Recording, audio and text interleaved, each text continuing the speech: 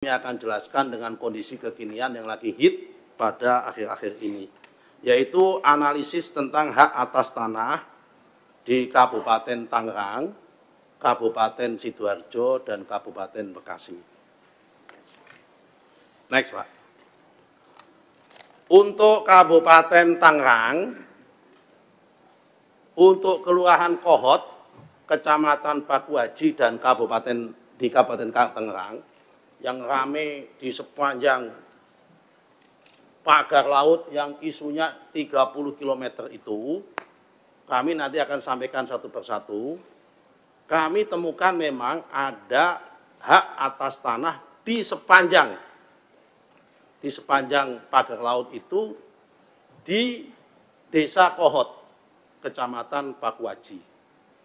Nah, sepanjang peta itu, pagar laut itu, yang jaraknya 30 kilo, kalau di Desa Kohotnya saja, itu jaraknya antara sekitar 3,5 sampai 4 kilo. Yang di Desa Kohot saja.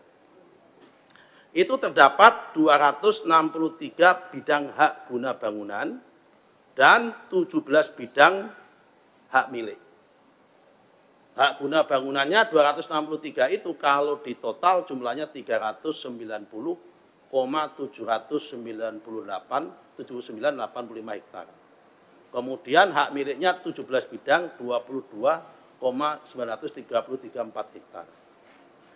Terhadap, sebagaimana saya sampaikan, terhadap data ini kami analisis dan kami cocokkan dengan data peta BIG tentang data peta spesial tematik tentang garis pantai. Mana yang ada di garis pantai, mana yang ada di luar garis pantai. Karena kalau yang di luar garis pantai itu tidak bisa disertifikatkan, karena itu namanya masuk dalam common property atau common land. Sementara yang masuk di dalam garis pantai itu masuk namanya private property, ini yang bisa disertifikatkan. Yang masuk di common property tidak bisa kita sertifikatkan. Setelah kita cocokkan, ada yang kita batalkan. Ya kan, pembatalan hak atas tanah. Sementara ini yang kita batalkan 50 bidang sementara ini. Ya kan, dari 263 dan 17. Yang kita batalkan 50. Sisanya Pak, sedang berjalan, masih kita on progress, kita cocokkan.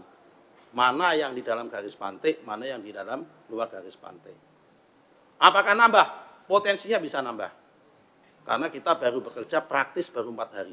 Karena Selasa kita umumin hari Senin, Selasa, Rabu, Kamis, Jumat. 4 hari.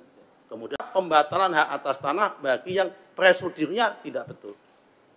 Yang nomor 3 adalah pembatalan hak atas tanah bagi apa yang bisa jadi yuridisnya betul, bisa jadi prosedurnya betul, tapi fakta materialnya saat ini sudah tidak ada. Itu kita batalkan.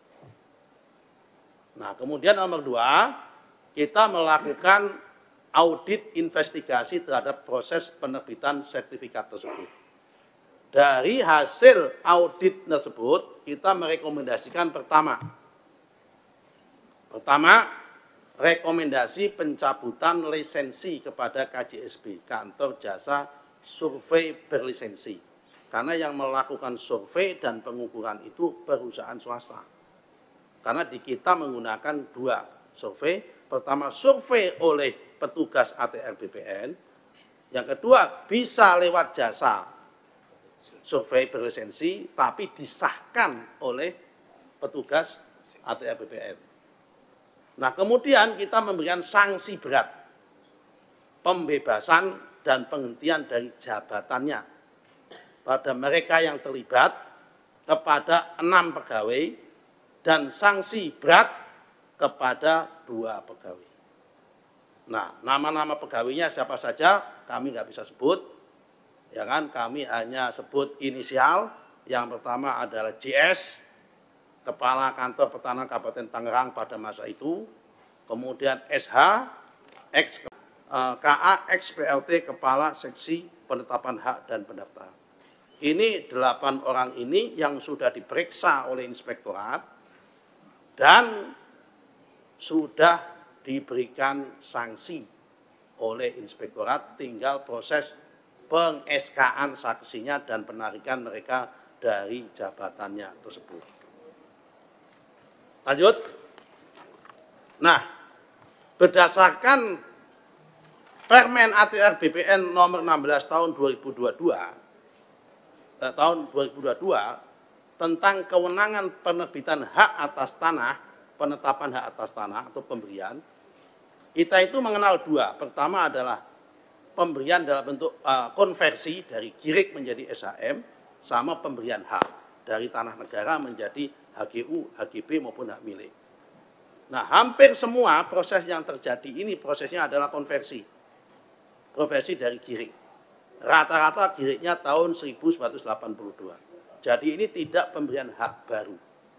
Ini adalah konversi hak GIRIK.